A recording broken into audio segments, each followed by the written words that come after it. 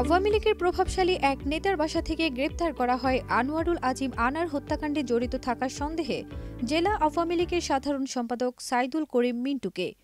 মিন্টুর কাছ থেকে বেশ কিছু গুরুত্বপূর্ণ তথ্য পাওয়া গেছে, সেগুলো যাচাই বাছাই চলছে বলে জানান তদন্তকারী সংস্থার কর্মকর্তারা।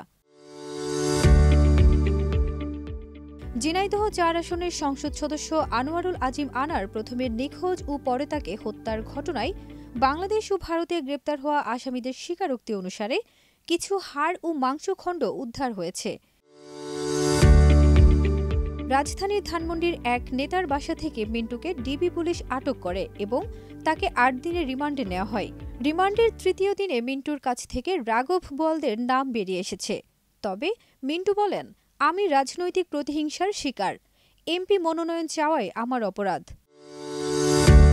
ডিবির একটি সূত্র বলছে, ৮ দিনের রিমান্ডের তৃতীয় দিনে মিন্টুর কাছ থেকে আরও বড় ধরনের রাঘব বোয়ালের নাম বেরিয়ে এসেছে। সেই তথ্যগুলো যাচাই বাছাই করা হচ্ছে। এ কারণে তাকে মাঝপথে কারাগারে পাঠানো হয়। পুলিশ সূত্র জানায়, রিমান্ডে থাকা অবস্থায় মিন্টুর কাছে বেশ কয়েকটি প্রশ্নের উত্তর খুঁজেছেন গোয়েন্দারা।